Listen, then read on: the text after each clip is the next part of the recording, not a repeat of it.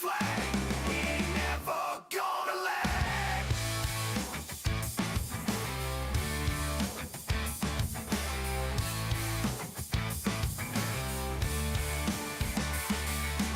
No more tears, just righteous pride. In the streets our spirits reside.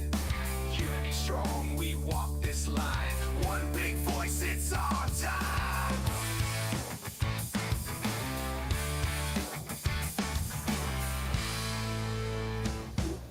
Generation fighters take the stand. From shore to shore we reclaim the land. Grit and glory in every strand. In Jersey shore we make our stand.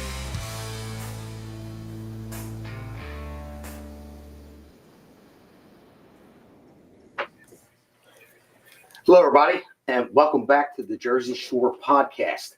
We have an all-star crew here today. So I've got my co-host from my radio show, 92.1, Pete Sykes here, and got my good friend here, Eric Simpkin. He's a beast. So we're going to get into all this, and we're coming here from the First Amendment Live Studios under the America's Pulse Network. So I'm just going to do a quick monologue. We'll run through it real fast, and I just want to say about Trump's address to Congress.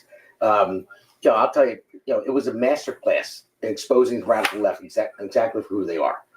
Right out of the gate, Trump set them up perfectly. He said, there's nothing I could say that would have them stand up and applaud. He said he could cure cancer, he could do all that, and they wouldn't do it. And just like that, he put them in a no-win situation. If they clapped, they'd be agreeing with him. If they sat there stone-faced while he honored true American heroes, they looked like anti-American radicals like they are. So sure enough, they took the bait. So when Trump introduced families of victims, people who have had lost loved ones and to crime and chaos that Democrats have unleashed in this country, they sat there silent, unmoved, and actually on their cell phones. When he honored a child battling brain cancer, a kid with a dream of serving his country at West Point, and an American finally freed after serving years in a Russian prison, Mark Vogel, and a park named after Jocelyn Nungori. And they sat there the whole time. So I think it was beautiful what Trump did. I think he set the bait because he knew they weren't going to embrace him. And he gave one of the best addresses that I've seen him ever give. So we got Powerhouse here tonight. So let's just go in first. Fighters take the stand. From shore to shore we reclaim the land. Grit and glory in every strand. In Jersey shore we make our stand.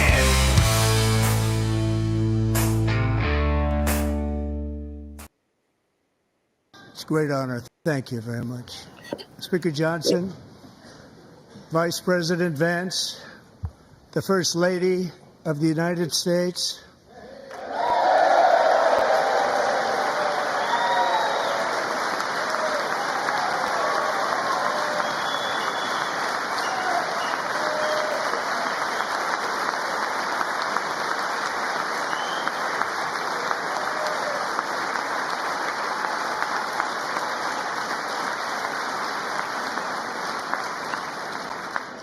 members of the United States Congress, thank you very much. And to my fellow citizens, America is back.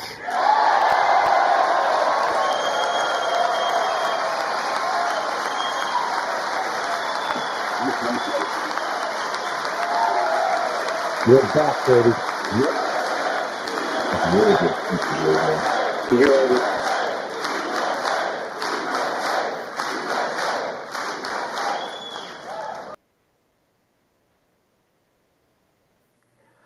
All right, Eric, you see that. All the USA chants. The USA chants were just amazing, right? It make you feel like you're home again. I mean, I've been driving around for the last 4 years, guys, saying, can I get directions back to the United States of America? And here we are. Thank God for Donald J. Trump, right? I mean, I pray for him every day, just like I pray for all of our families, guys. Yeah, I mean, it's a good feeling to see that. You see everyone screaming USA. I mean, it's very patriotic, and we lost that over the past 4 years. It's been rough, man. It has been rough over the past 4 years with Biden. I am so glad to see the adults back in the room. You know what I mean? And just you feel the air, bro, the excitement. It's right there. What we really need to see is a few less adults in the room, and that would be the illegals that poured over our open borders and brought in all the challenges and strife that we're starting to deal with now. Financially, go to the hospital. I told you I was just there. You know, you have to get in line, right, and work so hard to be able to afford the insurance and pay for it. And here's people coming over. It's not just a cell phone. These people are getting the same $120,000 per family of four, okay, that we are working so hard to provide for our families, which is the bare minimum, in my opinion, that you need to make to live comfortably in New Jersey, especially, right? So Yeah, it's rough. we got a lot of adults in the room that are no longer going to be in the room, that's for sure. And that's going to start with the criminals, right? Yeah. You know, I'm not saying every single person's got to go. You know, if you're paying your way, you've been here, maybe you might have not had the 20 grand to pay towards, you know, an attorney to get your immigration papers straight after you've been here, but you're working, you got a house, you know, you're paying your own way. You know, I don't think we need to get rid of that person, you know, truthfully, but we need to get rid of these criminals because it's creating a major problem. I mean, look at some of the other things that happened that Trump was announcing. Oh You yeah, know? we're gonna go through Great. all those clips, especially the next episode. It's named "Sad Souls," and that's the Democrats. They couldn't even stand up and applaud. I mean, we'll get into that. Yeah, absolutely. But yeah, no, The excitement is good though, man. You know, it's definitely glad to feel that again. You know, you're not wrong. I mean, it's been so long. We've been sitting here struggling, just trying to hold on, you know, and now we're finally starting to see some things turn around, you know. You know, did you notice though that like on the liberal side, I heard a lot of people, and I pay a lot of attention to what people are saying, and from both sides, you know, because we all have family and friends that might not be on the same side politically as us, and we're not going to abandon them. You know, we're actually going to invite them into the tent that we're in, right? And it's just crazy because what I saw was people that wanted to create safe spaces when Trump was elected, you know, for them to sit there and go and sing Kumbaya and cry and whine. But I really felt that. But I feel like it was exasperated 100 times worse when Biden got elected. And I think that's because now we all know, and we're allowed to say it, that election was stolen from us, right? From us. And you know what? Maybe it's a good thing, like President Trump says, right? Because now everyone got a dose of what the alternate reality was. I'll tell you what. I mean, it definitely needed to happen that way because had he won, he would have had the same cabinet.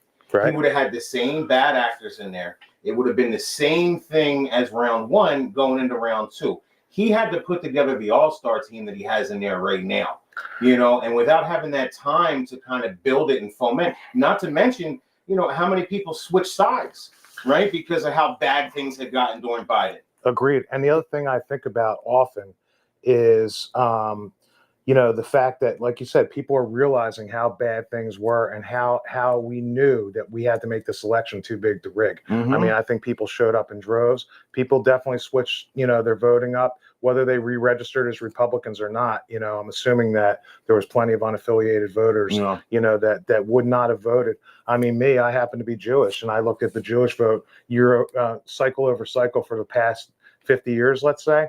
You know, on average, only about 15% of the total Jewish population was voting Republican. Yep, all Democrats. This year it was 40%, and that's a record for us. And I don't just mean for us; I mean for all of us, because the more factions and groups that we get to come along, you know, I'm not into identity politics. And by the way, you know, when I say identity politics, you know, I'm Jewish. I put a sign on my lawn that said Jewish voters for Trump, but Trump's not Jewish. It was the coalition of people like-minded that support a candidate, and I think that is important. Yes, and they here, you know, I'm in the union. You know, the unions always push Democrat all the time. And all the guys at my job, you went to the electrician's trailer, you went to the iron workers trailer, the plumber's trailer. It was Trump 2024 everywhere. Every single one of them were voting for Trump because they knew that the left went way too far, out of touch with every people, and that's what it was. And they realized that the Republican Party, for the most part, is on, you know, the everyday worker side. Yeah, the Americans. Yeah. I mean, what are the top three things you think that turn this election? I mean, I know in my mind what they are. You know, I would say immigration, right? You know, economy, right? Yeah. I mean, what would be the third if you had to put the third? How about that? Kamala is for they, them, and Trump is for you. Right. I mean, that's true. That was what they say is one of the biggest. You know, people saw that and said, "Whoa, what is going on here?" I would say the DEI.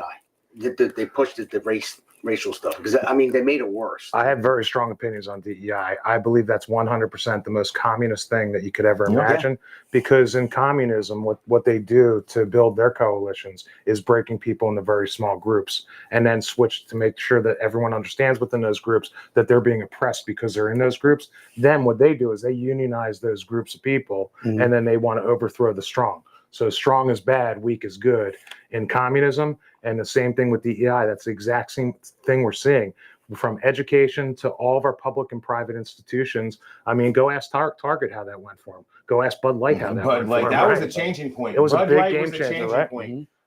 You know, one of the things, right, where we're saying that, you know, they always like to say diversity is our strength. Bro, I say unity is our strength. Unity is the strength. We have one need flag, to be right? unified as Americans. That is our strength. I can find common ground with anyone that thinks remotely that way, Mm-hmm. right? No matter what my division is or whatever my emotions draw me towards. If someone says to me, I'm in the military, someone says to me, I'm patriotic, I value our flag and all the things that this country was founded upon, okay, I can find common ground with that person. But it almost seems like what we witnessed the other night at the SOTU is that there is not unity on the Democrat Party as far as being American.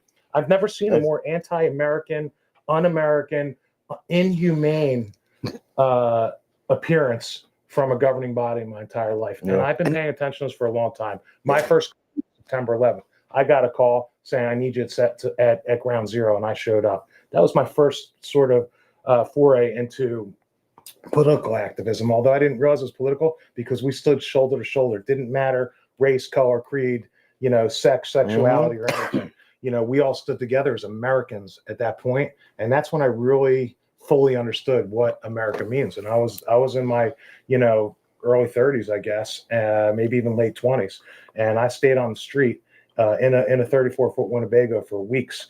I was helping first responders communicate with cell phones. I was in the cell phone business. So that's when I first became patriotic. You know, when they raised that flag, you know, and even G.W. Bush that showed up there. I mean, now looking back, I'm not a big fan of the Bush family, right? But when he showed up and he said, you're going to hear us, you know, no matter how far away you are, and we're coming for you, basically. He made that speech right there under that flag, you know, and that's what it means. It means united we stand, divided we fall. And you've got people that can't stand and clap. Yeah, I know. It's unbelievable. I think the Democrat Party is dead. Oh, yeah. I don't think there's any coming back from this. I think it died with progressivism, actually, is what is it. I actually think the Democrat Party, you know, you said just the other night, you know, that the Democrat Party left you. Right. I mean, it's not the Democrat Party. They've been overrun by progressive and things that are even worse than that. You know, and progress, they've impeded progress. You know, it's like opposite day. It's like, and that's what they do when they blame you for the things that they're doing 10 times worse. Exactly. Nazi propaganda. Yeah, that's exactly it. Right. Definition of propaganda. Where's propaganda? Right. That word comes from communism, right? To me, all those roads lead to commies. You know, I'll tell you what. One of the things that really gets me is the destruction of history. Right. That's like one of the key principles of you have to destroy history and make people forget where they come from, and you don't know where you're going until you know where you've been. Right. Yeah, so, I mean, that's revision. revisionist history is communist. Okay. Yeah. Constructivist math is communist. Okay. The Dewey Decimal System is globalist because it was trying to standardize and change the way that we thought about math because they thought we were too stupid to deal in eighths. So they did it in tenths. It's true. John Dewey was a communist, a literal communist. And we had a brain drain during World War II from communist countries into America. That's exactly right. Operation Paperclip. Yeah. Right. And and Damon, he was great enough to teach me about that 1963 federal hearing in Congress. And you go read down that list. I mean, you know how many podcasts I did on that list? I'm still on that list. And it's been 6 months. It's unbelievable. Like it's everything you see today. The 60s were bad, bro, because that's also the Invention Secrecy Act. I don't know if you guys are familiar with that. Congress came out with it. It was January 10th, 1963. And they had, I think it was like 50 some things that to divide the United 26, States. I'm on 13. 20, okay, good. There was a couple. Biggies, though.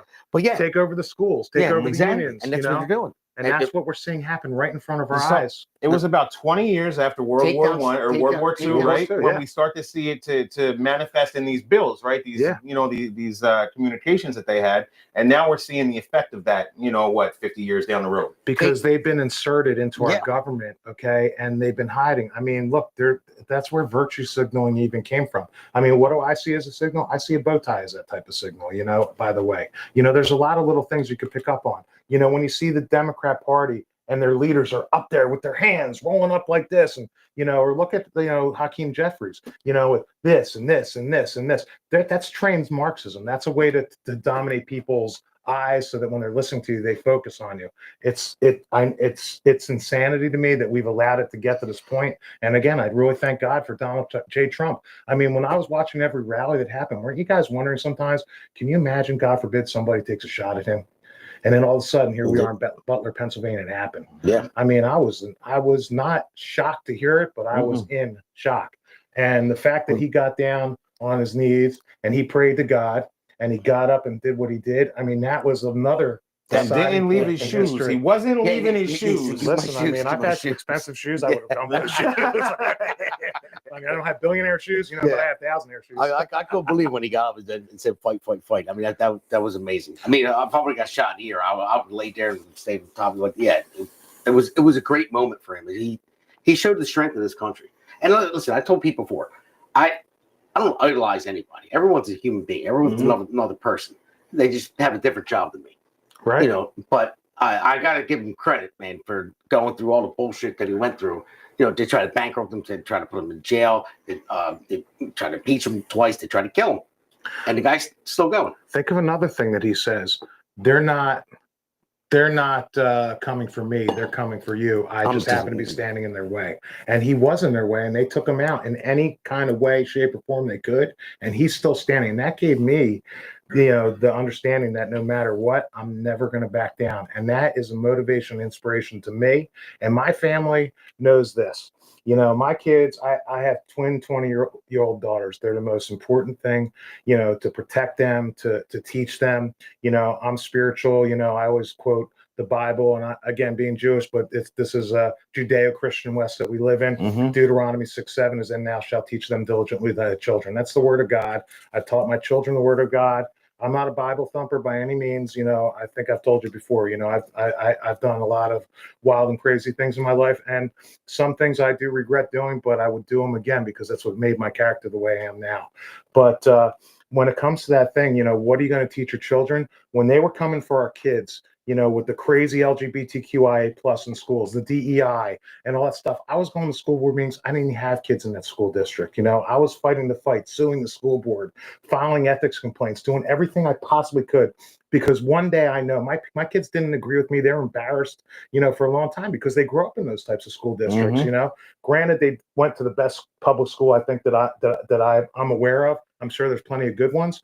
And I made friends with the principals at that high school. They knew who I was, and they'd roll out a red carpet. I never had a bad word with them because they knew that I was just interested in my own child. So many parents just drop their kids off at school, almost like a babysitting service. And they don't have that interaction with the schools. But when my kids, I know this, when they got old enough and they are going to ask the question, Dad, what did you do when they came for the kids? My kids are always going to know the answer. I did everything I could, and I left it all on the table. I didn't hold back. Hey, and that's what it's about. We went to Philly, the convention center. Oh, that was crazy, Yeah, right? It was. And you know what's going on inside there? That was that speech that the president of the National Educational Speech with all the things, all the things. We are the NEA. That's what we do. Yeah. But guess what? You don't have a right to be in the room when you're deciding policy and curriculum. You should be worried about what teacher salaries are, making sure they're not in a hostile work environment. You know, I had a group of teachers write me a letter the other day, sent to my house anonymously, saying they're getting politically persecuted over Trump. And then there's an 8th grade teacher that said that Trump and what he's doing to the illegals is equivalent to the Nazis and Hitler. I mean, so I was at the next school board meeting reading that letter into the movie. We had that lady. The lady last night. She just keeps crawling. Barbara, I don't know. Barbara, I hope you're watching the podcast. I know you listen to the radio station all the time, but you're welcome to call in if you want to have a regular conversation. That means you ask a question, you say, or a statement, and then you pause. And then you let the person respond. So that's why you get cut off all the time. So, I'll tell you what though. So that's what got me in the road to politics was Right. DeSantis. I had just moved back to Jersey, and he put out the Parental Rights and Education Act, which everybody said, "Oh, the don't say gay bill." Okay. Oh yeah, don't As say soon gay as bill. Yeah, as soon as you look into it, it's don't have secret conversations with my children about sex in school. You know, but everybody on the left was touting that as a don't say gay bill. I said, you know what, I gotta find something, you know, that's gonna tell me the real news, what's really going on. And that's what put me on this path that I, you know, got me sitting here right now. 5756. I mean, I've been at doing testimony up in the Jersey State House under the Gold Dome there, and I was in front of Vin Gopal, okay, at the Senate Education Committee. This is going back to 2021, and literally they were going to put tampons in the boys' room in New Jersey, and he signed on for it. There was one Democrat on that committee that said, "Well, wait a second. Are we talking about putting tampons in boys' room too?" Because they didn't even. But it's know for what the they were girlfriends, signing. right? Isn't it for the girlfriends? Well, they were just afraid that the boys were going to take the tampons and throw them against the wall. That's what they did. I'm like, well, here's the problem. It's not just that. Boys have a penis, girls have a vagina. Boys don't have periods. So why would you have tampons? We saw Kindergarten Didn't make Cop, any didn't sense. we? Isn't that, you know what I mean? Like, that's where I learned that. yeah, back in the 80s. Well, yeah, we're gonna go. We can go all night. Let's roll.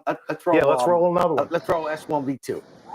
6 weeks ago, I stood beneath the dome of this Capitol I'm sorry, and guys, I'm proclaimed talking. Oh, no, the fine. dawn of the golden age of America. From that moment on, it has been nothing but swift and unrelenting action to usher in the greatest and most successful era in the history of our country. We have accomplished more in 43 days than most administrations accomplished in 4 years or 8 years, and we are I just see Jen getting saying something. started.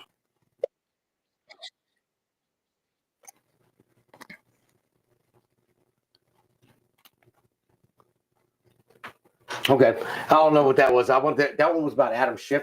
Shifty shift. When it panned right through his face, he was He's a pencil neck. I mean, he's Yeah. got no business being in Congress. I mean, how None. is he? And they made him a senator. Yeah, and he lied about the whole Steele dossier. They kept saying, "Oh, it's going to come out. It's going to come out. We have evidence." He has 100% unequivocal proof and evidence. Okay, that to me, that's perjury. When you're in the public domain and you're saying this is a fact, these are facts, and then they're proven not to be, you lied. So how can you be trusted? And to me, I always say, if I quote De Niro, I mean, unfortunately went a little nutty, from Casino, either you're too dumb to know about it or you're in on it. Either way, you're fired and you can't be trusted. That's it. It's unbelievable what goes on. So let's go to S1 Into this chamber V3. tonight to Try that report one. that America's momentum is back, our spirit is back, our pride is back, our confidence is back, and the American dream is surging bigger and better than ever before.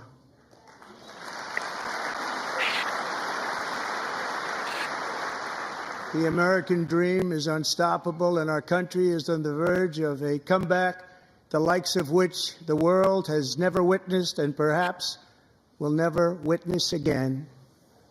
There's never been anything like it.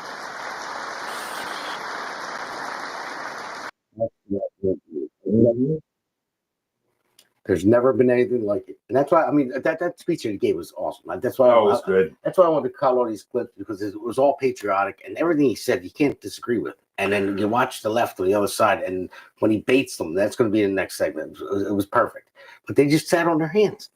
It's unbelievable. I mean, we're back, baby. I'll tell you what, he made a lot of big promises in that, and I hope he can come through with them. I mean, that's where I'm at, man, because everything that he was talks a big game, bro. He set the stage.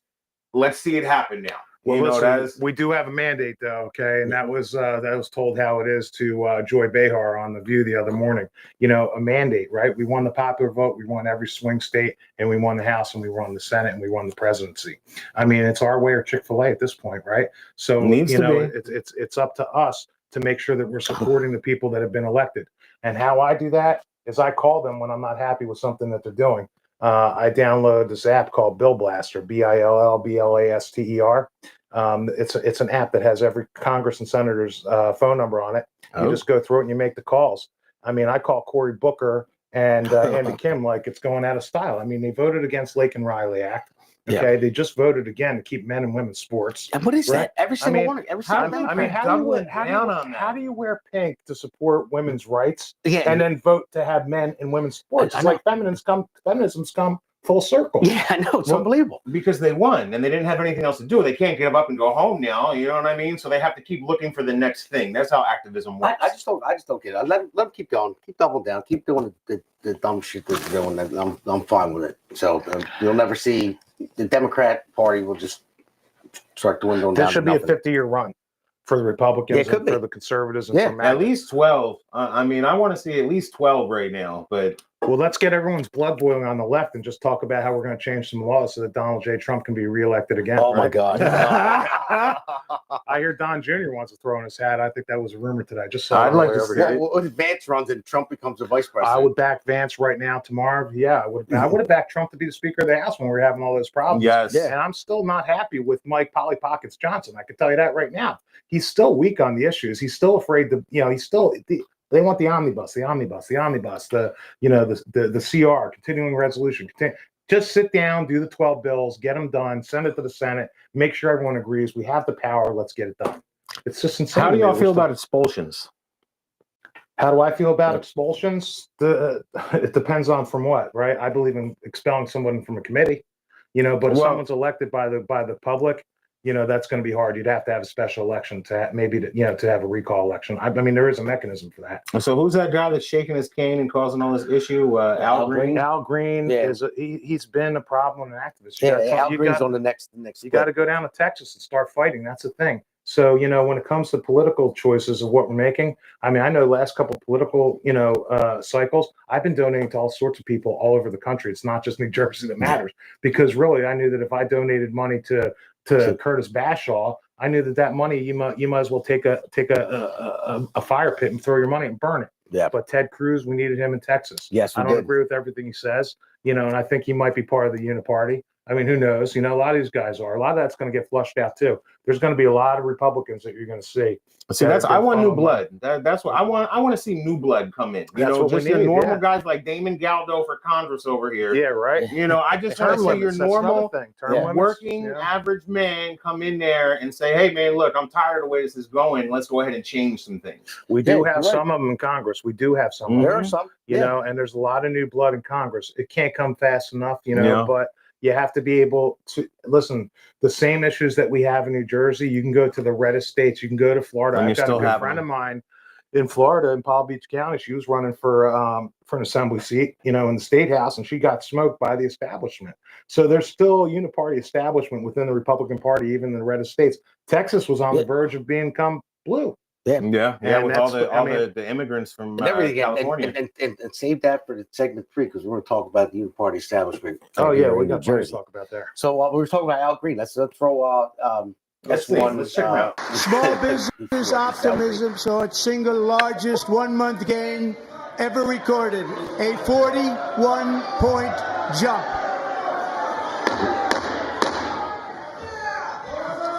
Members are directed to uphold and maintain decorum in the House and to cease any further disruptions.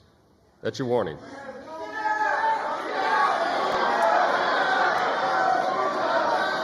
Members are engaging in willful and continuing breach of decorum, and the chair is prepared to direct the Sergeant at Arms to restore order to the joint session.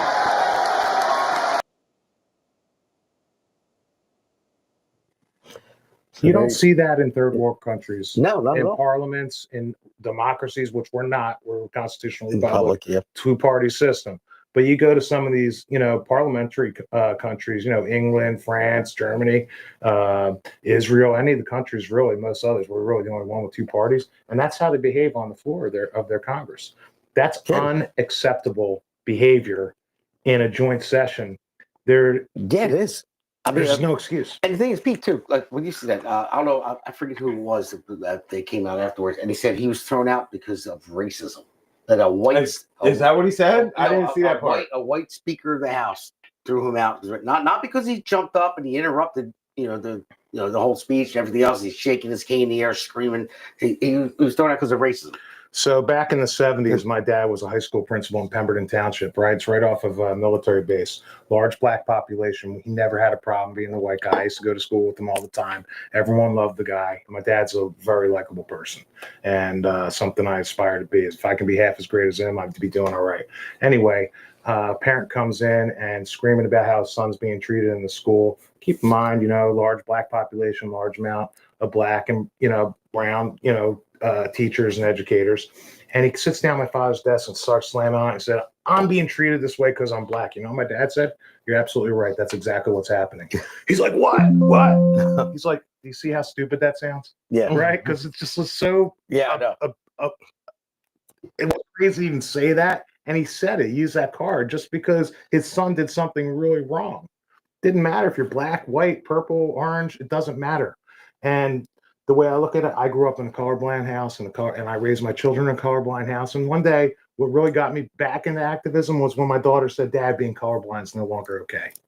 And I said, no, it is okay. It's going to stay that way in this house. And I'm not going to change the way. I'm going to remain being authentic, which is something we talked about earlier. And I believe in being colorblind. I don't judge people by the color of their skin. I don't judge them by, your sex, man, woman. I'm not talking about all the other cat genders and all that stuff, because you know how I talk about that. Simkin Academy 101 has always been, there's two sexes. There's no such thing as gender, and there's unlimited personalities. And if you believe that you're not the sex that you were assigned at birth, that is in your mental state. Okay? Yeah. It might be part of your soul that you believe for you. but I'm not saying you're automatically a mental case and you need mental help. But I will tell you this, if my kids ever came and said, Dad, I don't want you to call me Sarah anymore, I want you to call me Sam, the first thing I would do would take my kid to the best psychiatrist or psychologist or whatever I need to do for that kid. And that's the problem with 5756 that you mentioned earlier. Yeah. That school keeps it secret from a parent, then you lose your opportunity to help your child. Then God forbid what happens if something bad happens to your kid. Who gets to blame and who's responsible for the loss of a child when they do hurt themselves? You're That's right. crazy. How old are your kids? 6 and 8, man. I got 2 little girls at home. Right. I'll tell you what, they got Josie, the redheaded libertarian. I don't know if you guys are familiar with her or not at all, but she was having issues with her teenage daughter where she came home talking this stuff. She said, okay, took her and shot down to Florida. You know what I mean? Really? All of a sudden, she's down in Florida. She's a little girl again, no problems. It's the schools and the social contagions that are really pushing this stuff. You know what I mean? And if you can remove the child from, not everybody can do that, right? I mean, it's very, very difficult to do, just up and move. Things But are what, man? difficult, Your but kids are the most important things. What's more difficult? And that's it. Yeah. Well, And what's more worthwhile than your child? Yeah, that's Yeah. right. That's why my daughter, she was the host of our radio show And last. she crushed it, by the Last way, man. week, She dude. put our numbers to shame. I don't know what happened. I but heard was that's killing what it. she was saying, right? Yeah. She had to call on and brag about Brag it. about It's because it. your audience is racist. That's Yeah. what it is. Ah. Kidding, audience. But she was saying that there's girls at her school that wear tails. They're called furries. Oh, furs. Yeah, let me They're tell you furries. something about 'Cause furs. I told you. And there's That's litter sex- boxes that's- too. Some of them have litter That's boxes a too, man. sexual club that Yeah, exists. exactly. And if they're, I mean, Yeah, 'cause they had kids, that were sitting around by the teachers, feet, kind of scraping and Yeah. rubbing their heads on and wearing a tail. If I saw a kid wearing a tail, I mean, seriously, how do you keep your kids away from that? And the good thing is, my daughter told me. I told you a long time ago. I said I gave my daughter a list of certain words. the trigger words. Trigger words. I said if you hear this, from any of your teachers, you come home and you tell Dad. So And they she's have on this point. this program, I guess, at these schools called Teen Pep. Have you ever heard of this? Is it a club? It's like a class, right? Optional. Parents have to sign off on it. Apparently, the seniors teach the freshmen about sexual education. Right. Okay, my niece just sent a picture out that had in Timber Creek High School, right down the street. They're sitting there in the middle of the gym floor with an adult sex toy sitting on the floor. That's right. That's the one you sent. Yeah. Yeah. I couldn't believe it. I'd be jamming that down the teacher and educators and principals' throat, okay, and making them choke on it. Now That's here's unacceptable. the other side of this, right? So if what they were doing was working, okay, fine, maybe you have that argument because that's the argument the left wants to make. Oh well, no, that's just how to put a condom on the They're real going to thing. see it anyway in the world. So if it was working, we wouldn't be seeing a rise in herpes 2 in young adults and older children nowadays, bro. I work, I'm in healthcare. I see it all the time. So aside from the healthcare issues, teaching a child to keep secrets is one of the tenets of child abuse and sexual. And there you go.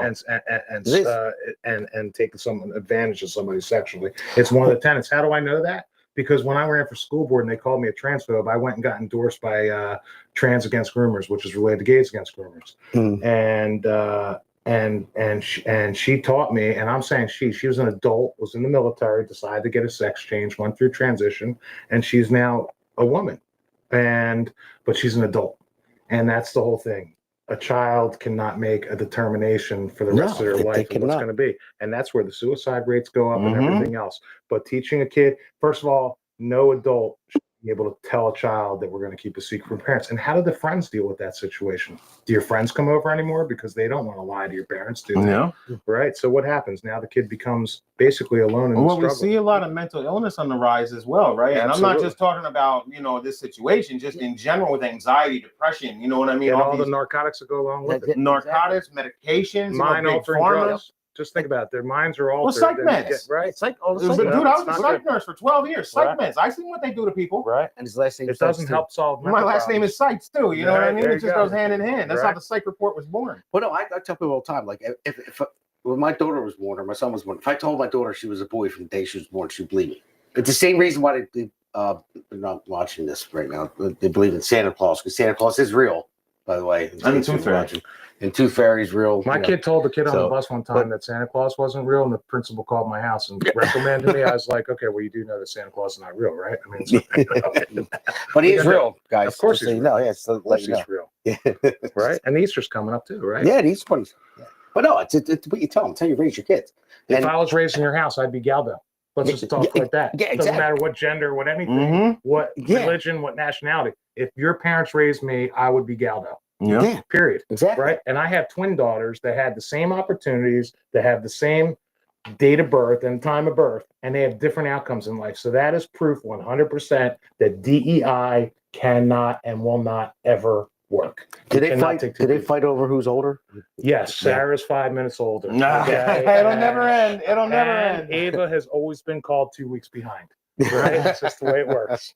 Yeah, my sister had twins too. They do the same thing. So we got a lot of clips here, so I might skip over a couple because we got a lot of talking to do, and we want to get into the next segment. But I want to roll. Let's roll the next one. Let's roll Within S1 hours V5. of This one's on the taking the border oath of crossings. office, I declared a national emergency on our southern border, and I deployed the U.S. military and border patrol to repel the invasion of our country. And what a job they've done. As a result, illegal border crossings last month were by far the lowest ever recorded, ever. That's the chart that saved his life. Yeah, oh yeah, that's right. That's the chart that saved his life. Yeah, look up, it's his favorite chart. Agreed, right? And he goes to sleep with it every night, and he should. But here's the one thing that he said that made the absolute most largest impression on me. And that is that when they told him that they needed an act of Congress to close the border, he is proof that all they needed was what? Here we go. Let's go. DW, if you could just roll S1 V9, since we're talking about it. So that's it. This is it right here. And the I had next to choose this phase one. I of knew it was our gonna come plan up to because it was deliver great. the He said, greatest economy in history is for this Congress to pass tax cuts for everybody. They're in there. They're waiting for you to vote. And I'm sure that the people on my right, I don't mean the Republican That right, might be but my right here, I'm sure you're going to vote for those tax cuts because otherwise I don't believe the people will ever vote you into office. So I'm doing you a big favor by telling you that. It's a miracle they're voted in the first place. Yeah, I know. I think that one was on tax cuts. So V9 is the one when he says a new president. He said all they need was a new president. So what he went on to say after that, right, Damon, is you said it. He said, it turns out we didn't need an act of Congress to close the border. All we needed was a new president. Yeah. Right? And that is just a resonating statement. And that's all we needed for a lot of this. And I, again, just have to be thankful that that's what happened. Yeah, and the whole time, Pete, what the mainstream media said day in and day out, Congress shut it down. No, Trump signed an executive order to close the border first time he got in. Mhm. Biden signed an executive order To open it back up. open it back up so he got in. So why couldn't he do that? And they were just selling those lies. That's why mainstream Because it was media all is dead. deep state puppetry is what it was, right? I mean, they want it open because they want to flood the country with different cultures, right? Because diversity is our strength. You know what I mean? And you go ahead and break down the country. That's it, right? Unity. You break down the unity by adding more diversity. Right. So that goes right back to the road that we're on, which was communism. Okay. Mhm. Because that's exactly what communist is. The small subgroups, the diversity is not your strength. It becomes everyone is weak. The weak overthrow the strong by uniting together. That's what they want to unite so that they can start and do. We're not even talking about the Great Reset. And that's what COVID was about. And coming out of COVID, they just ran out of time because everyone realized it was a farce. I mean, a cold is not, people get a cold now and they freak out. It's a cold. Listen, I had COVID, didn't feel a thing. My best friend lost both his parents. I understand that there's a lot of death. There's a lot of damage done to her culturally, physically, and mentally to a lot of people. I get it. Okay. But at the end of the day, they were using that to shut the lights on and shut our eyes. So that when we woke up, we'd be part of the Great Reset. And that's just what Klaus Schwab used to say.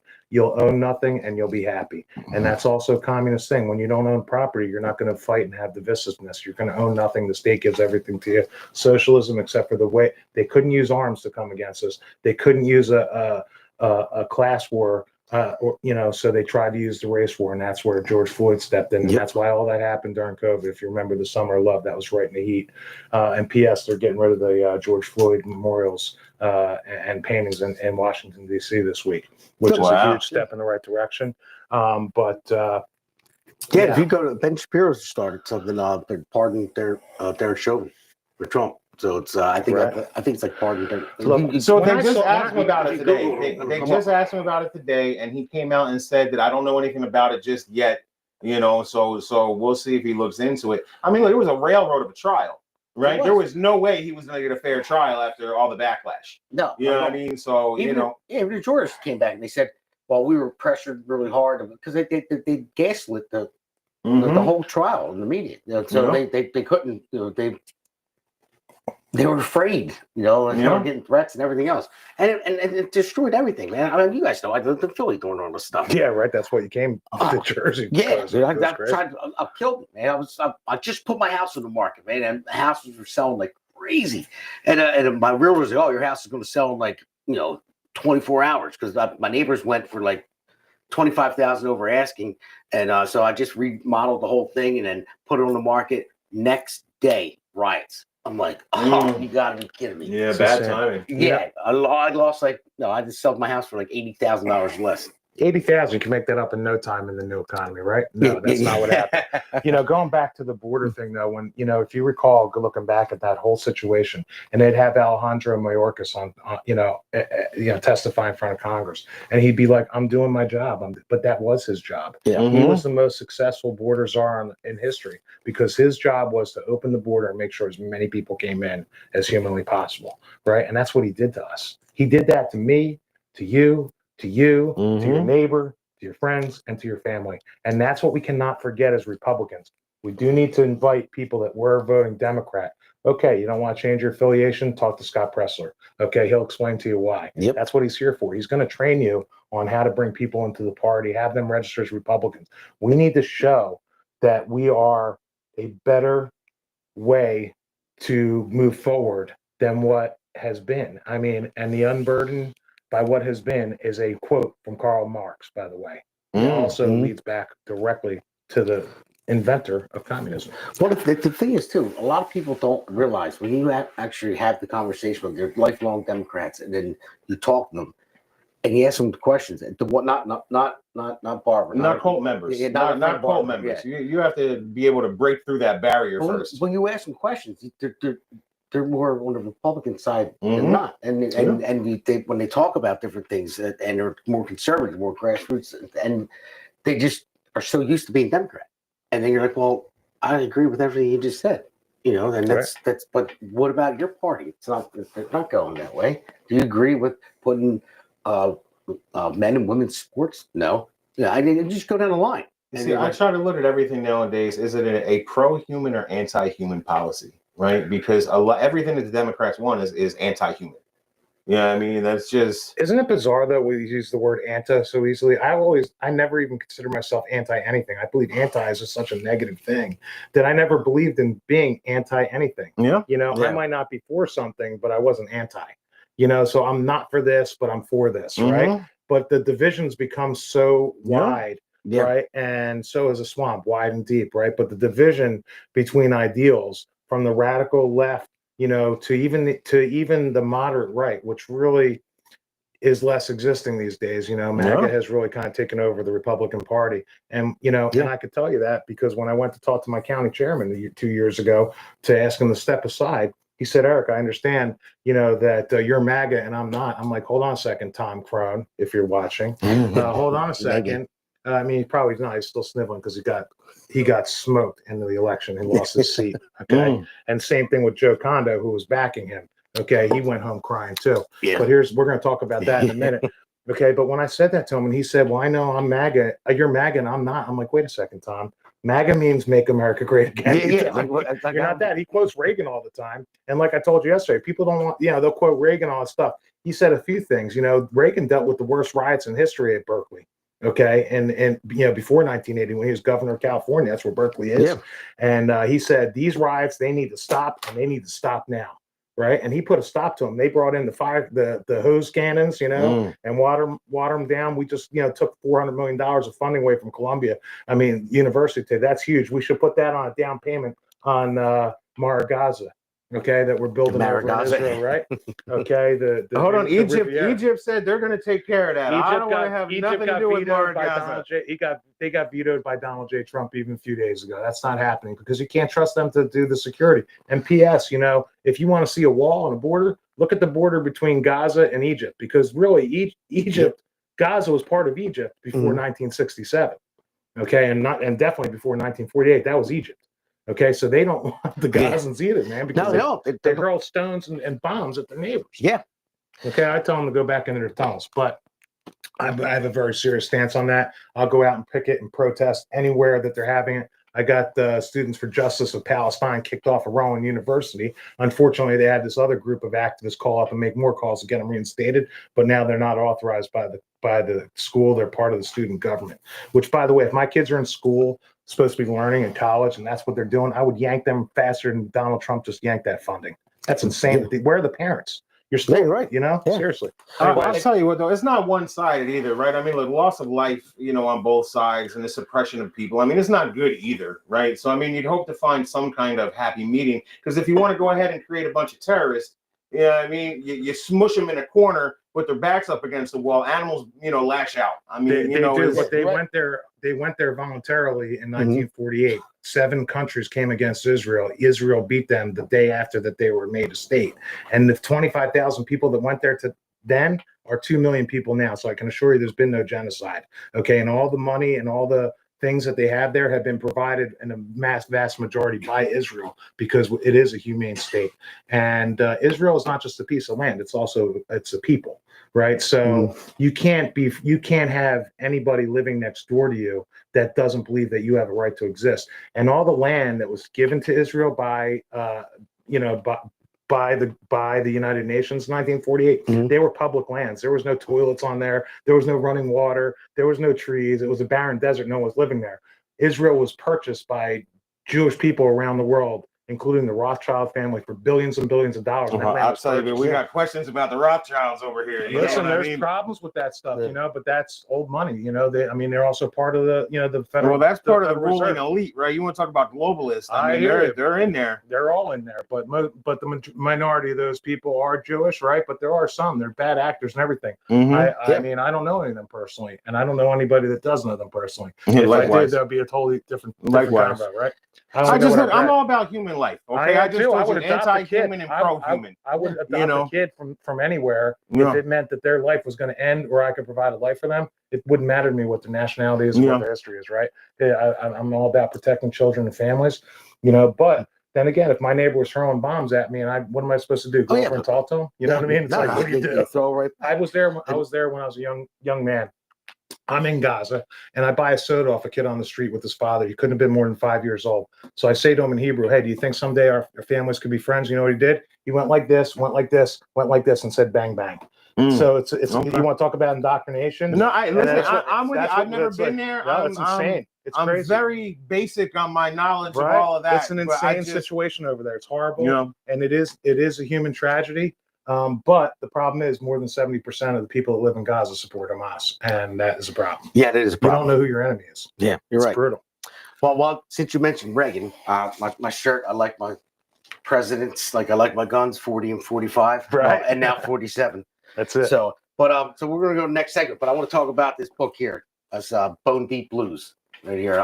This Bone Deep Blues is ripped from today's headlines by the Jersey author Brian O'Callahan. This book is an award-winning international bestseller that delivers action, suspense, and humor. The story follows J.D. Walker, former Navy SEAL turned blues musician, as he confronts human trafficking network led by a figure known as the Ice Queen.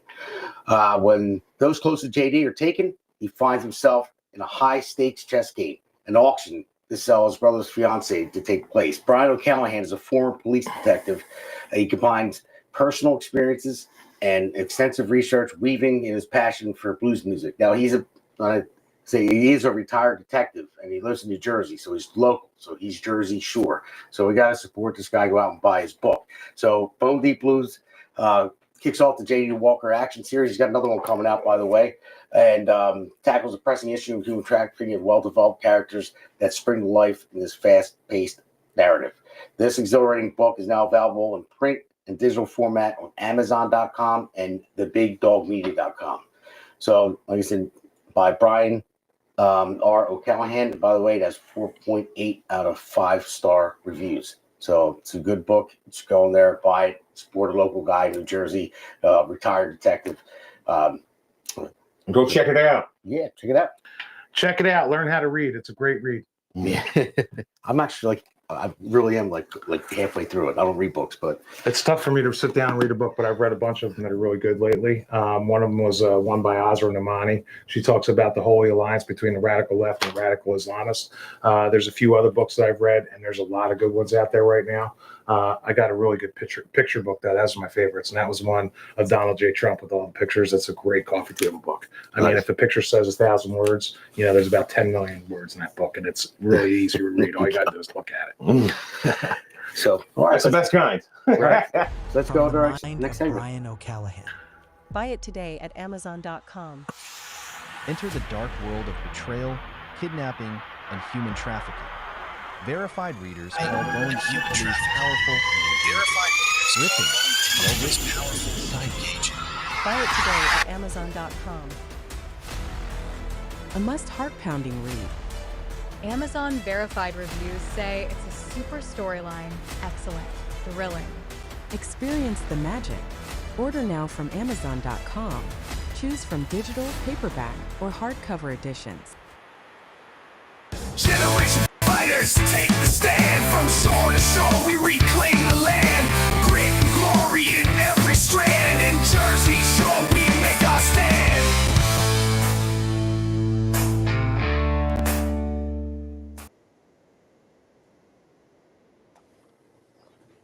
All right, so this is why this segment's named "Sad, Sad Souls" because that's what the Democrat Party is, and we'll go into the first clip of this segment. It's a Trump trap. That's when he put Democrats out there before he introduced all the heroes and all the survivors and people that lost loved ones because of the Biden's open border policies. But he put a trap out there. Here it goes. This is my fifth such speech to Congress. And once again, I look at the Democrats in front of me, and I realize there is absolutely nothing I can say to make them happy or to make them stand or smile or applaud. Nothing I can do. I could find a cure to the most devastating disease, a disease that would wipe out entire nations, or announce the answers to the greatest economy in history, or the stoppage of crime to the lowest levels ever recorded. And these people sitting right here will not clap, will not stand, and certainly will not cheer for these astronomical achievements. They won't do it, no matter what. Five times I've been up here. It's very sad, and it just shouldn't be.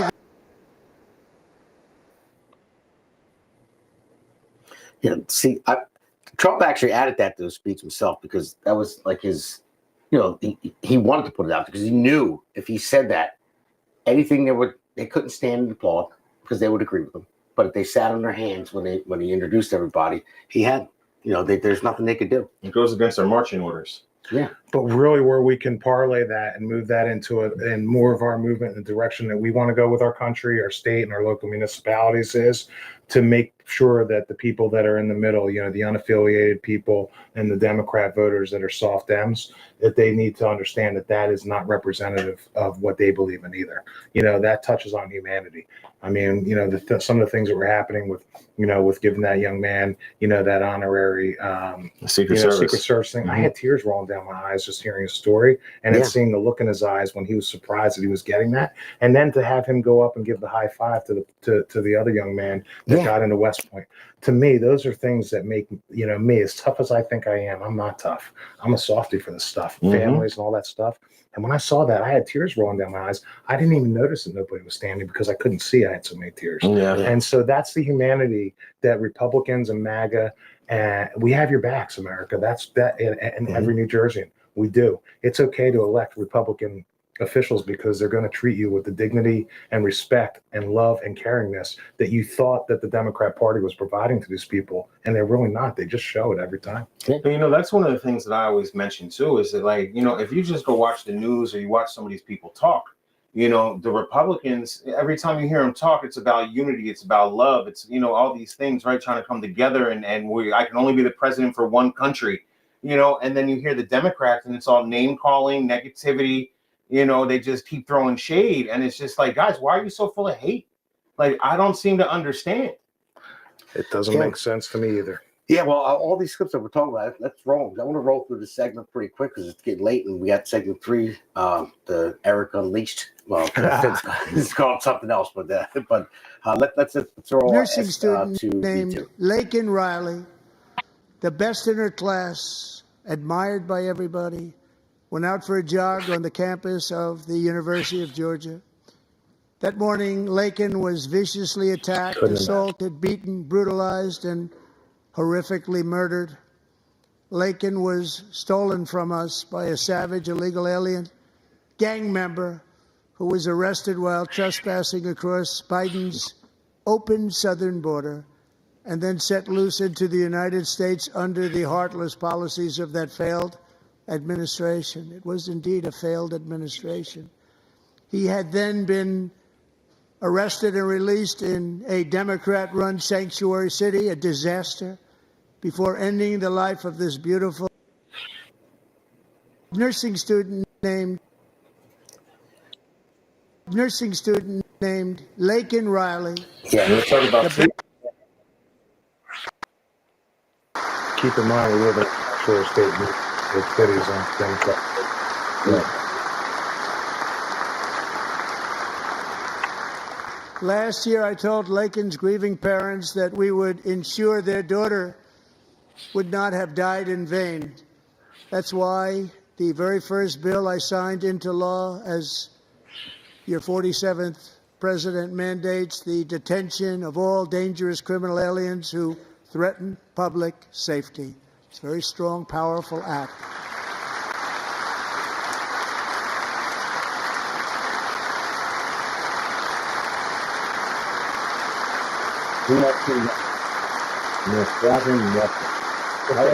It's called the Lakin Riley Act. So Allison and Lauren, America will never, ever forget our beautiful Lakin Hope Riley. Yeah, the two senators in New Jersey. Yeah, how many attacks overwhelming 11 senators didn't sign on. Yeah, I mean, but 2 look at hours. that. I don't know. Like, what he said was very sad. And of course, I feel it. Lakin Riley, not her family. I feel bad for her family, everything. But then when you look at the Democrats, you can't stand up and cheer for the Lakin Riley Act. I mean, are you kidding me? In my house, we were saying that most of them look like aliens, actually. Yeah, I mean, that's really what we're lizard noticing. people. Are we talking about lizard people? I mean, we might be. They might be part of lizard people. They might be the ant people. You know, what Okay. I mean? Who knows? Oh, the Hopi, the ant people. Yeah, Okay. we know all about that. Listen, there's only a few channels I watch. Oh, bro, we didn't get into this history, too, man. history is one of What was them, that and I think movie, I have not missed a Robert single Clipper? episode. They my live. God. Yeah, with the glasses. Yeah.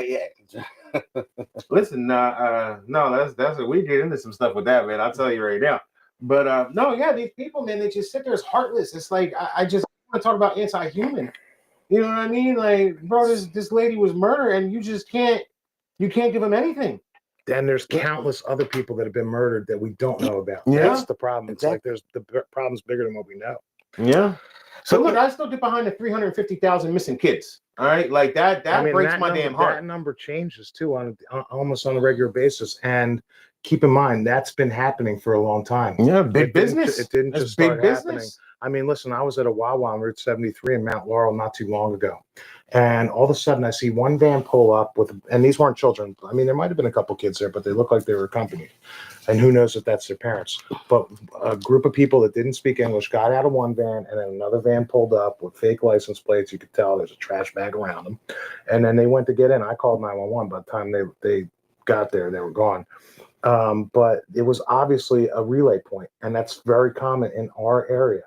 Right, we're sanctuary state. I mean, we're sanctuary state. So when you go up and down Route 73 by the turnpike entrance and all that stuff, you'll see a lot more people walking than you used to. You go down the Black Horse Pike, yeah, there's always been people walking, but there's more and more. Why?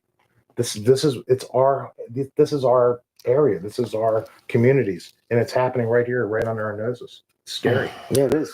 And I'm sure some more disrespect by the Democrats here. Let's roll on. There's much work to be done. Here tonight is a woman I have gotten to know, Alexis Nungary from Houston. Wonderful woman. Last June, Alexis's 12-year-old daughter, her precious Jocelyn, walked to a nearby convenience store. She was kidnapped, tied up, assaulted for 2 hours under a bridge, and horrifically murdered. Arrested and charged with this heinous crime are two illegal alien monsters from Venezuela, released into America by the last administration through their ridiculous open border. The death of this beautiful 12-year-old girl and the agony of her mother and family touched our entire nation greatly. Alexis, I promised that we would always remember your daughter, your magnificent daughter, and earlier tonight, I signed an order keeping my word to you. One thing I have learned about Jocelyn is that she loved animals so much. She loved nature. Across Galveston Bay, from where Jocelyn lived in Houston, you will find a magnificent national wildlife refuge, a pristine, peaceful, 34,000-acre sanctuary for all of God's creatures on the edge of the Gulf of America. Alexis, moments ago, I formally renamed that refuge in loving memory of your beautiful daughter, Jocelyn. So, Mr. Vice President, if you would, may I have the order?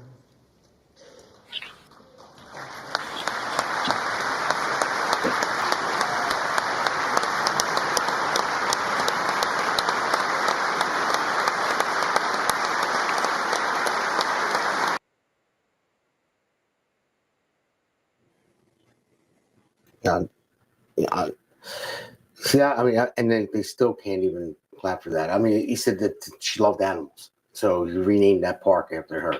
And they still can't acknowledge any of it. I mean, for a bunch of environmental activists, even on the animal perspective, you think they were happy that they're still preserved. They can't even get to that. Forget about then you look at the fact that as a 12-year-old girl, she was like basically cut, stabbed, murdered, stuffed into a roll. I mean, can you imagine that? My daughter's 11. That's what I was saying to you during the clip. It's like, how old's your daughter? Just imagine. I couldn't go through life. I tell my daughters today, I said, it's very important that you guys are always having your heads on a swivel, because heaven forbid if something happened to any of you, I don't know if I could ever be the same. So I need you to pay attention, because these are things we have to think about in America, because they are allowed to get so horrible. It's just very sad. Yeah, it's crazy to think that this stuff is going on here, man. I mean, you're absolutely right? It's supposed to be America. It's supposed to be safe. Like, what happened? I mean, it's just the Democrat Party moved so far to the radical left, and by bringing in people, it all roads do lead to communism. All roads lead to communism over our country. And when we used to say, and we forget all these things because there's been so many shiny new objects thrown at us where you forget your focus. That's one thing I really usually don't do, but every day there's something even more crazy and more outlandish that you hear about from the previous day. And they've been doing that over time and over time. It desensitizes people. That's what it is. That's It what I was about to say. desensitizes to the craziness. Conditions, I mean, 10 years ago, you wouldn't even imagine hearing the things you do. This year, I mean, when you hear something, doesn't it almost be, it's a little more less shocking. Yeah, You know, when you hear these crazy stories. And do that's you know wrong. what it is, though? Is that now with the emergence of independent media, you're actually learning these things. Well, Whereas yeah, you don't hear this from the mainstream media because they just push their same agenda, right? And that's all people were watching. You come home, you turn on the news. It's a podcast that are really starting to open people's eyes and let them know what's really going on out here. December 1963, when you look at that document, it says control the media, right? Control the And media, so yes. that's all the things that happened. Oh, roads have lead back all to happened communism. together. I'm telling you, on those items. January 10th, 1963. January If anybody wants to look it up. All right, even worse, right? That was actually 9 months, 10 months, 11 months, even longer that it was around that people knew about that didn't do anything about it. Yeah. Okay. I mean, now you're learning about JFK assassination and what happened there. You know, people are going to be shocked, but then you hear about the things happening every day. And to be less shocked over it, I feel horrible for that. And I'm going to do a better job for myself, now that I'm saying it out loud, I'm going to think about it more frequently, you know, that this is not okay. These things are just not okay to be happening here to our families. And we need to make sure and to remain vigilant so that when you see something, you say something, you do something about it. And that's a commitment I'm going to make to myself and to my family. You're right. When you said desensitize you, it's becoming normal. Yeah. You know, even like my kids now, when they see different things like that, like if I saw like a scary movie when I was younger, like they're okay with it because it's just like a normal thing. The way kids talk, the way that they look at things. I mean, school shootings and stuff like that. It's like school shootings. Could you imagine they had lockdown drills? A lockdown drill. Well, they had I was scared when I had to go underneath the desk, you know, when I was a kid. And it's just because if there was ever some kind of hurricane or something like that, these kids are used to going through lockdown drills for school shooters. I mean, yet, you know, we have Second Amendment issues. You know, why shouldn't a teacher that's capable and willing to do it have a gun in school? Right? Agreed. I mean, of course, there has to be high level training. Listen, I have a carry permit. I don't get carried. And give them a pay raise for doing it, right? A little bonus. There's for a lot of responsibility, right? I mean, there's a lot of responsibility to it, but you know, if they're willing to be active participants and taking that role, I mean, we've all heard about a church shooting where a guy that had a gun inside a church was able to stop somebody from going on a shooting spree. There's going to be more examples of that. You know, when you go to Las Vegas, you know you're not going to get jacked because everyone in the restaurant's got a gun on them. Yeah, and they're not considered. An armed society is a polite society. That's right, absolutely. FAFO. Yeah. So all right, so to get out of some, let's roll S2 V4 and 5 in a row because this is good stuff. What happened with DJ Daniel? Survived brain cancer, got honorary Secret Service. Middle Township down in New Jersey gave him one 2 years ago. I was wondering if he was from New Jersey or not, but I'm not sure if he is or not. But Middle Texas Township shirt, did it. but yeah, I'll have to look into that. I saw that. Maybe we can get him on time. And then we'll go on to Jason from West Point. We'll just roll these two clips and we'll Joining the next segment. us in the gallery tonight is a young man who truly loves our police. His name is DJ Daniel. He is 13 years old, and he has always dreamed of becoming a police officer.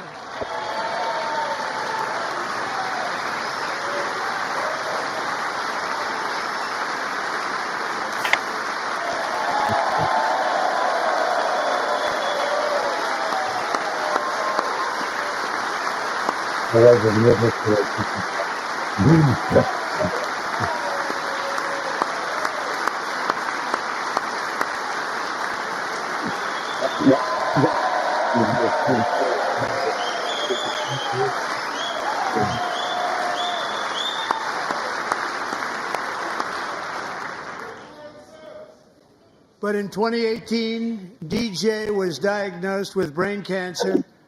The doctors gave him 5 months at most to live.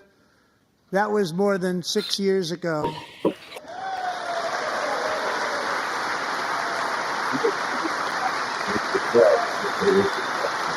Honoring this kid. They should be terminated.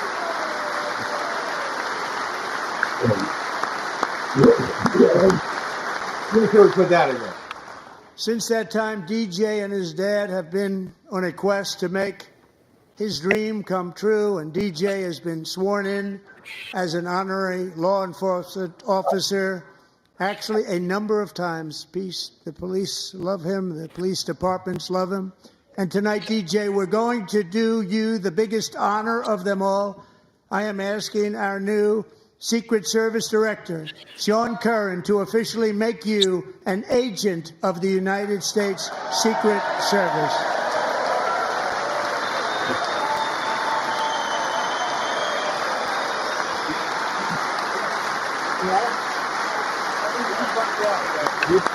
You said some amazing.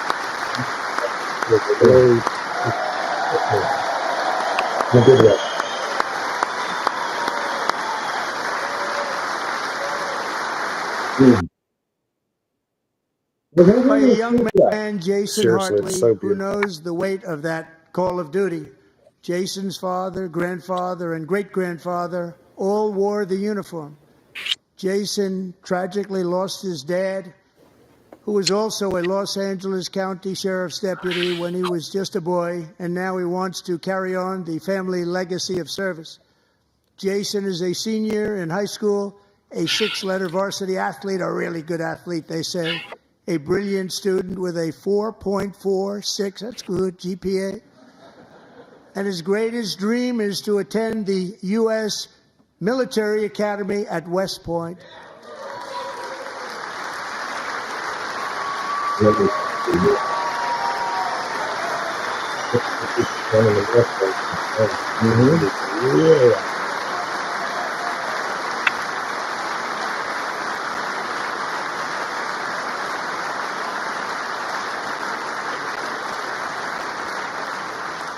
And Jason, that's a very big deal getting in. That's a hard one to get into. But I'm pleased to inform you that your application has been accepted. You will soon be joining the Corps of Cadets.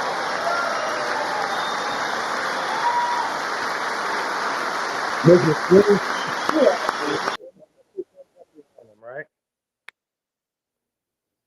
Well, who's coming up behind him? DJ came up and gave him a high five right behind A that. nice. Right in the next few seconds after that clip ended. That's so beautiful. Again, this is the last I'm going to say about the Democrats. They didn't stand and clap for any of that. How do you not do that? That was special for those kids. I mean, how do you not stand? That's life-changing. How do people stand for that in their elected officials? And that is the message that needs to be conveyed to people, is you need to make these people unelected and soon. And it can't come soon enough, in my opinion. No, you're absolutely right. And that's why I want to go on to the next segment. And the next segment is going to be, uniparty establishment.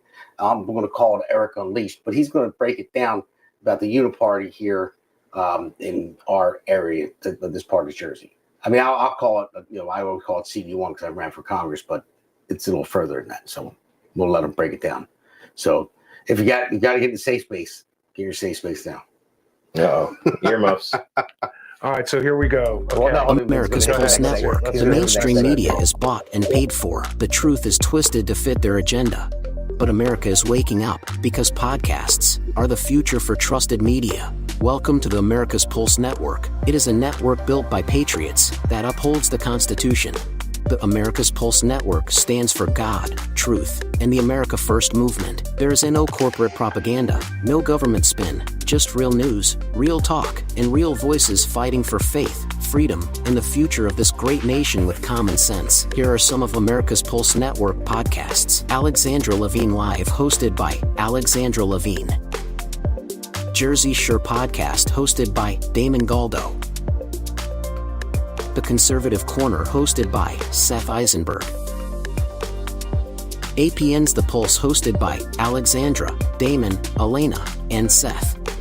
So tune into America's Pulse Network on the following social media platforms: X/Twitter, Rumble, Truth Social, Facebook, and YouTube. Join the revolution. Because the pulse of America beats for God and country. America's Pulse Network is for faith, family, freedom, and truth.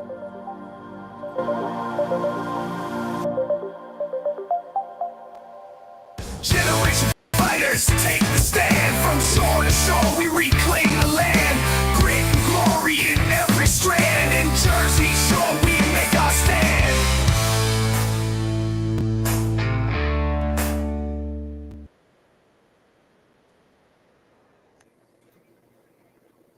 All right.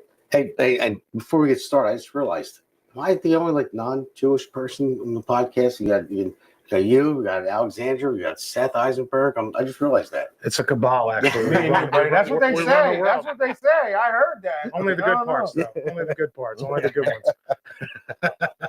Listen, but we're letting you exist, okay? That's proof that we're good. Thank you very much. Oh man, well, so what we got going on? What do we have going on? Okay, talking about out with the old and in with the new. The old word was rhino, RINO, no H in there. The H, it doesn't exist. Republican in name only.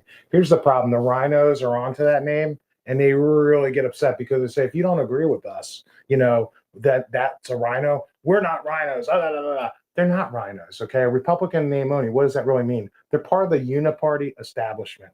And the establishment was made far before our time, 40, 50, 80 years ago, especially here in New Jersey. I'd say put closer to 40, 50 years. Backroom deals started. The Democrats, the Republicans, they get together and they say, hey, guys, how can we really keep our control and keep our leverage and keep the money flowing to all these programs and all of our entities that we own? And how they do that is they control the candidates that get onto the ballot. Well, what happened with me personally is I got invited to join this county committee thing. I really only knew about it because I read a book by Dan Schultz, because I'm a huge Steve Bannon follower. You're either Forrest or Guinness. Break out your number 2 pencil. I told you yesterday. These are the words he uses, and it's great. But what I learned is this guy, Dan Schultz, is saying that there's 70% of the seats on these committees across the country are empty, right? So if you get some conservatives, some MAGA people on there, then you could start turning the tide in your communities, start on the municipal committee, then you're controlling the county committee, and then you have a seat at the table. So I got a seat at the table because I was fighting the school boards. This guy, Tom Crone, okay, who's basically a puppet for other people like Joe Condo, Don Purdy, several others, Sean Golden, Carlos Santos, pretty much all the people that are backing Jack Ciattarelli for governor. Am I bashing Jack Ciattarelli for governor? Only if you want to back a third-time loser. Okay, I'm not bashing him, but truthfully, he lost in 2017. Okay, he voted yes on a bill to allow minors actually to change their gender on their birth certificate, so that what the birth certificate is going to be used for is what laid the groundwork for what happens today in schools. Okay, he voted yes on that as a Republican in the state assembly in 2015. That's a fact, Jack. Okay, and these people, they made this deal that no matter which party gets elected, even in the rare event that a Republican gets elected, guess what? They're still going to control and stack the chips against the people. And that's what's been happening for a long time. Look at the candidates that we've had that won as Republicans. And I'm talking about the governor race, because that's the race that we're in right now on June 5th. That's when the primary starts. And what's going to happen is they're determining who's going to be on that ballot. We've got other people running in the primary. Me personally, I'm backing Bill Spadian, okay, against Jack Ciattarelli. Okay, I'm going to get to the reason why. I mean, number one, he's a Marine. Number two, he's got 10 years of talking, listening to New Jersey issues. Somewhere about 1 to 1.5 million people, a third Republican, a third Democrats, and a third unaffiliated. So he has a far broader reach than Jack Ciattarelli or any of the other guys running. And sorry, Ed the trucker, including yourself. Okay, my advice to the other candidates besides Ed and Bill would be, if you want to see the inside of the governor's mansion, you should ask Bill for a visitor's pass. I'm sure he'll give it to you. But really what you need to do is find a way to work within his administration, because that's who we need to get propped up, in my opinion, based on what I know. But what's Joe Condo say? He says he plays around in all the counties down here. What do you mean play around? It doesn't make sense to me. And things stopped making sense when I went to the first reorg meeting in 2022 after Tom Crone invited me to come in. And he says, when I get there, all right, now, we're voting for who's going to be the chairman this year, and I'm expecting you to vote for me and your 4 friends that I just appointed to this committee. And I said, Tom, but I know this other woman that's running against you, Nicole Nance, who I love, admire, and respect. She is a great woman. And she's been supportive of me and so have her friends at all my school board endeavors, and you haven't done jack shit. Sorry for the cursing. And what happened is he said, well, I heard you're in the Nicole Nance team. Team Nicole. I said, I'm not on any team. I'm on the team of who's here supporting my fight. And I'm out here doing this on my own, spending a ton of money, dropping in on lawyers, doing whatever I got to do. And you've done absolutely nothing. So I start realizing that I've got a seat at the table, but we're talking about a picnic table, with broken chairs and no stools and nothing to eat. They don't have a table. Their table was set to lose. They don't want to win. That's why we don't ever have candidates. So they asked me, Eric, can you be a candidate in your town? Sure, I'll put my name on the ballot. I didn't even get a phone call from them, from the GOP. Okay, and these other people that I'm mentioning to you, Joe Condo, he's not elected. He moved out of Camden County and he lives in Atlanta County, where Don Purdy is the county chair. All these county chairs are just having their nomination conventions right now for governor and legislative districts, but they publicly announce who they're endorsing months or weeks before, and then they bring you to this false farce of a convention, and then they put out newscasts that this is who the GOP is backing, and a lot of them are Jack Ciattarelli, because Bill and Ed and all the other candidates said we're not participating in that because they got rid of the county line.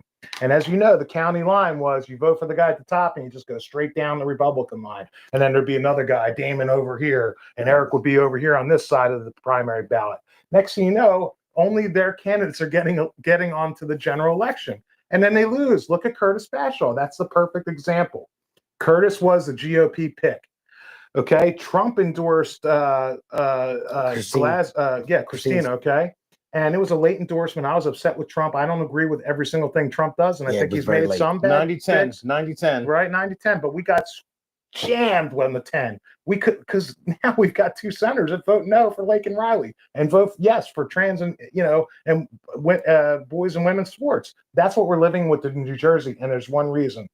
I'm not calling them rhinos anymore. I know you like that term, and we had a party for people when the rhinos were getting kicked out. I saw the video. Right, but I'm calling it uniparty establishment because they've established a uniparty in New Jersey, and it's not just New Jersey. It happens elsewhere. Redder the state, sometimes there's even bigger pockets of this in Florida, in Texas that we're talking about. Austin is a liberal hellhole, and that's in the red state of Texas, right? So again, Joe Condo, Don Purdy, Mike Testa. Okay, Mike is feeding money to these other candidates, and he is an elected official and the GOP chair. He's a state senator in Cumberland County, and the money goes from Jack to him to these other places. Camden County said no because we elected one hell of a chairwoman. Her name is Kimberly Stewart, and she's not playing ball with them, and they come at her. But guess what? When they do, I go with them. I go with them in public. I go with them in Facebook. I'll go call them and meet up with them anytime, anywhere to discuss. Okay, mano a mano, whatever it's called, face to face. Let's talk about it because things aren't making sense. I went and met with Ed the trucker the other day. I said, make sense of this. I'm looking at the statistics. And someone says to me, where's the math on the statistics today on Facebook? This guy, DiAugustino from North Jersey. I said, here's the math. Here, these grayed out ones that I'm looking on my page here, these are all the counties in the state that none of these smaller candidates that are not serious, they don't have a shot at winning. So there's only 1, 2, 3, 4, 5, 6, 7 counties out of 21 that aren't accounted for. So how's another candidate going to win? And how are they going to prop up Jack Ciattarelli? That's not what the people really want. It's what they want so they can maintain control. And keep in mind, the money fundraising, you can only use those funds during the primary that's been raised so far. You can't have that carry over to the general. So they're going to blow all their dough and all this money to try and get Jack through the primary. But here's the thing. We've already lived through all this. We lived through it in 2021, coming out of the worst draconian lockdowns with Murphy run the show. Okay. He wouldn't talk about parents' rights. I'm talking about Jack Ciattarelli. He wouldn't talk about parents' rights. He wouldn't talk about mask mandates. He wouldn't talk about the jab. And those are the things that are important to New Jerseyans, right? That's the difference between here and Virginia, where Youngkin won. And the feds, they put money into that race because they knew that Youngkin had a chance to win. And with Jack being so weak, he's a moderate. If you look up the definition of moderate, it means basically weak, below average, or average. And I'm not trying to insult people that consider themselves moderate. You just have to realize the party has shifted.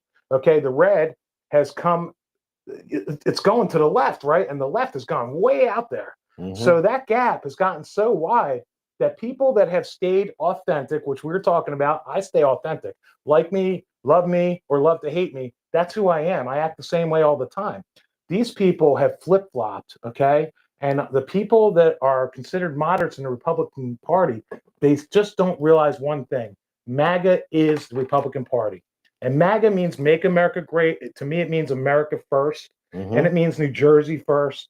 It doesn't mean special interest first. We've already lived through that because we don't win under that agenda. We're losing. And why would people continue to live in a state where it's not as free as the states next door. I mean, I'd rather live in Pennsylvania right now. I wouldn't be thrilled to move to Delaware, although I wouldn't mind saving some taxes. But to me, I already know I live in one of the highest tax states in the country, but this is where my family is. So no, I'm not taking my ball and going home. I'm not talking about packing it up, but like the incentive to stay, it's not, I mean, I'm not looking to save money on taxes. It's the same thing that Trump says about the education department. And look at our education department. It's horrific what goes on in New Jersey schools. And they say we're the number 7 state, number 3 state, but we're, as a country, we're the bottom of all 40 countries that are measured. So what are we, the top of the heap, of the bottom of the heap? Well, we spend the most money, but we're at the bottom. But listen, Trump will say it, and I'll say it too. We're not looking to spend less money.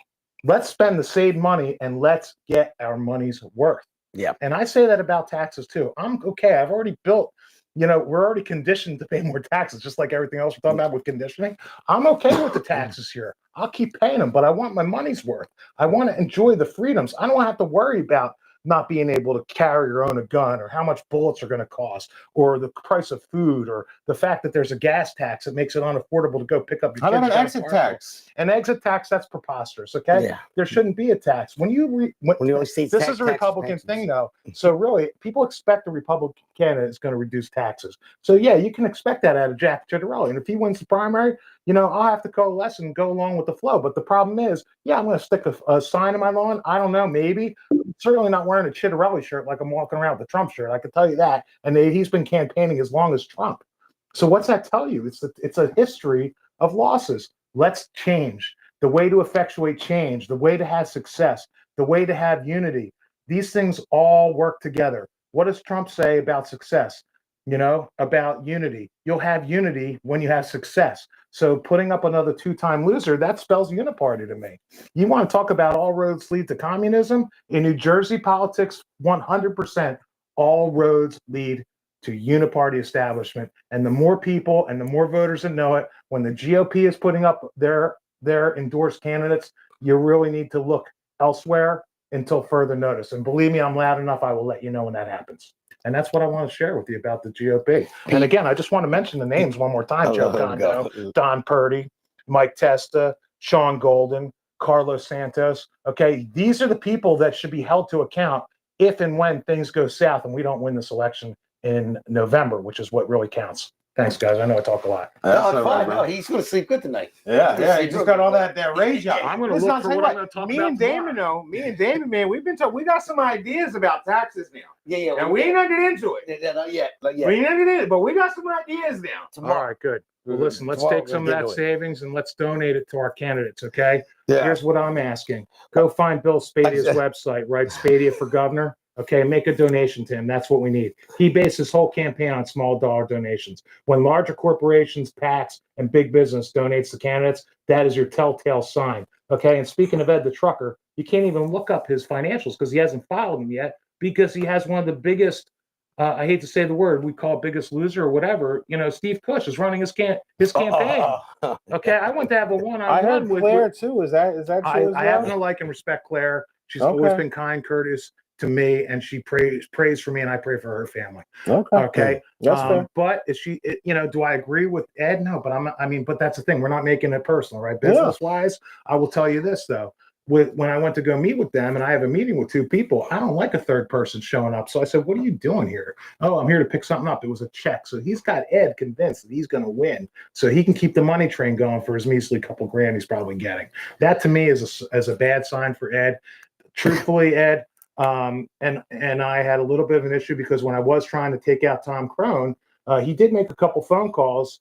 He said to one of the guys in Camden County, just to get an idea of what the votes look like with Tom Crone. But I have another very close friend of mine that he made a phone call to. And when I met with him the other day, he said he only asked him the same thing. But guess what? He didn't. He asked him to make a phone call for him. And that other friend of mine, guess what? He's not in Camden County, so he wouldn't have known the vote. So to me, after thinking about it, to me, he actually seems like a pregnant stripper. I'm going to be honest with you. He's scorned, and he's looking for any excuse to keep running. I'm sorry to say that. I know that I know people are willing to hear what you have to say, but my advice to him and to the other people running Cranjack, who's Mike Crispy's little guy from North Jersey, Mike Crispy, you should be ashamed of yourself. I donated to your PAC, and you've taken that money and used it against us. Okay, and like Steve Bannon says, you're either for us or against us. And if you don't like being called out in public, then stop doing unpopular things because we're coming for you in a political way. Don't be jealous. Yeah, yeah. Don't be jealous. That's why I wanted to call this segment Eric Unleashed. But yeah, Thank you for letting me speak. I should have ran the disclaimer like they do at 92.1. The opinions and views, Listen, we heard a lot. Are We not- heard a lot. We're are waiting for digested. Jack. not responsible to the Jersey Shore. No, and listen, you're not, but listen, I'm here as a guest, and I don't mean to offend anybody that's watching. I really don't. No, it's At fine. the end of the Hey, day, I'm going to coalesce around whoever wins the primary. Listen, call But in people between out. now and Hey, but in Jack, between now listen, and Jack, if I'm Jack here. watches it, Jack, He's gotta come on I now. want you to come on. I want you to tell listeners why you're a better candidate. I want every person that's running for governor why you're better. Ed came on. That's And right. then- We're looking to be the so spark that we- ignites the flame to make Exactly. people do something. Right? That's it. Get the word We out need there. to Talk inspire talk- people, brother. That's it. That's to it, people. and that's why I'm My inspired. What we listeners, talked about our yesterday. listeners want to know who is the better candidate. And what And- can I do to help? Okay. Yep. Go to the campaign websites. Go see the candidates speak at a town hall event. They're all over the state. Go to SpadiaForGovernor.com.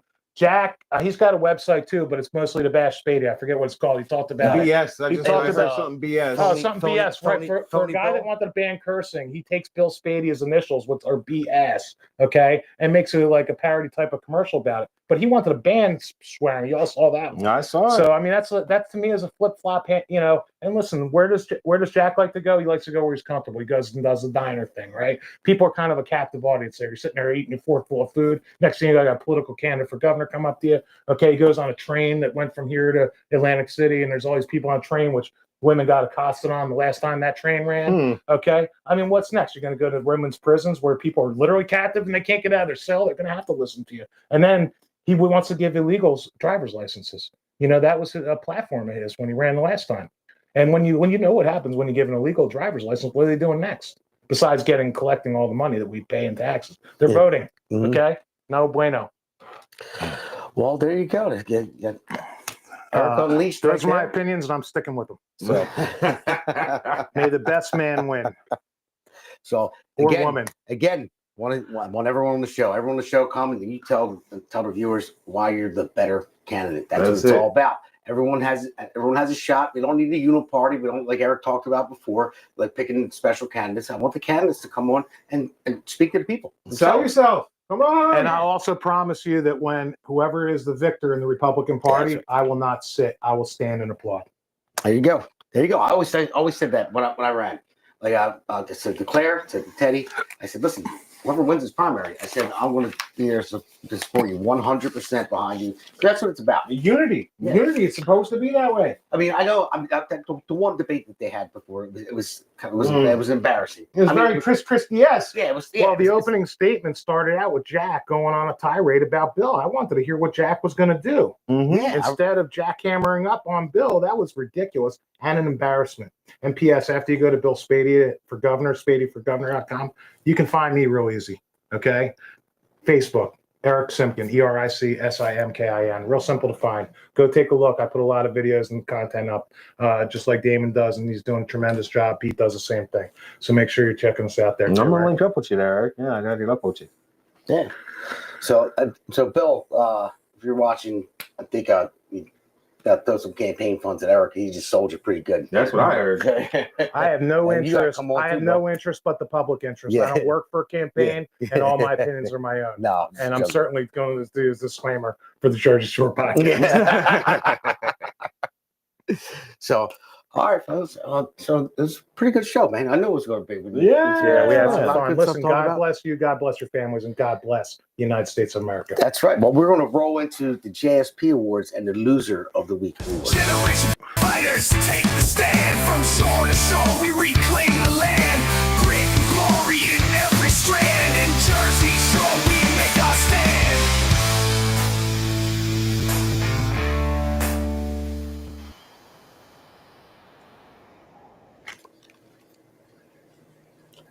All right, so this one's going to be pretty simple. I usually pick somebody either local or national, but I pick a person. But this is an easy one. I got to give Trump the Jersey Shore Patriot Award after that address that he gave. I mean, that was great because after this segment, it's going to be a minute or so, and we're just going to play the end of his speech. We'll be off air, and how he ended his speech, it was great. I mean, I got to give it to him. It was good, and the loser of the week, I can't even pick a person. I got to pick just the Democrats. Democrats are lost, and they know Yeah. it too. I mean, when you watch when you watch some of the people that are a little bit more sane than the ones that we're talking about that were sitting. By the way, there was one congresswoman that I saw did stand up. One stood up. I mean, which really I can understand it. That takes a lot. Yeah. Right. I mean, it shouldn't have to take anything, but it does take a lot. But I'll agree, and they've been lost for a long time. And the Democrat Party, they didn't leave you. I mean, you didn't leave them. They left you, right? Yeah, and they left correct. you to all the viewers out here. That's what I wanted to say. Yeah. So everybody, thank you again. Thanks for watching. Make sure you tune in. Our new schedule is Monday nights and Friday nights, 8 p.m. for the podcast. Make sure you check out Alexandra Levine live as well. And when it's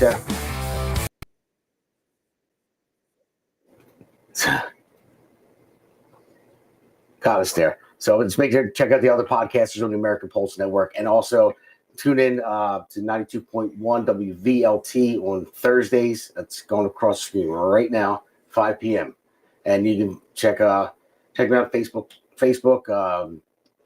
X. It's all going across. And Pete, you want to? Just catch me on the radio show. Eventually we're gonna get the psych report up and running, man. But right now I'm enjoying doing this with you. So I'm just I'm here for the ride right now.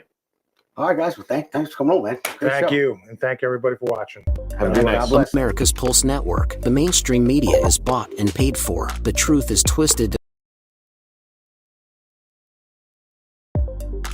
America's Pulse Network. The mainstream media is bought and paid for. The truth is twisted to fit their agenda. But America is waking up because podcasts are the future for trusted media. Welcome to the America's Pulse Network. It is a network built by patriots that upholds the Constitution. The America's Pulse Network stands for God, truth, and the America First movement. There is no corporate propaganda, no government spin, just real news, real talk, and real voices fighting for faith, freedom, and the future of this great nation with common sense. Here are some of America's Pulse Network podcasts. Alexandra Levine Live, hosted by Alexandra Levine. Jersey Shore Podcast, hosted by Damon Galdo. The Conservative Corner, hosted by Seth Eisenberg.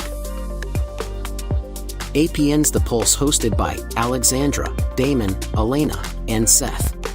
So tune into America's Pulse Network on the following social media platforms: X/Twitter, Rumble, Truth Social, Facebook, and YouTube. Join the revolution. Because the pulse of America beats for God and country. America's Pulse Network is for faith, family, freedom, and truth.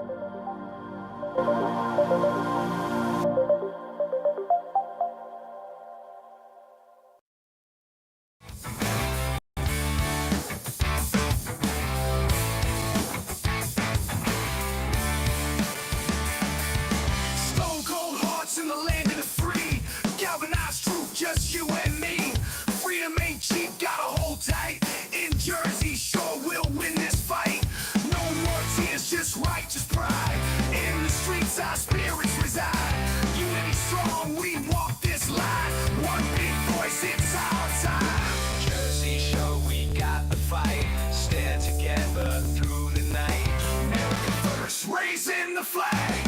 We ain't never gonna lag.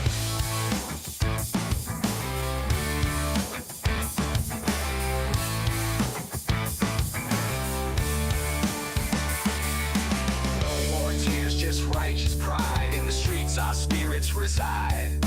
Unity strong, we walk this line. One big voice, it's our time.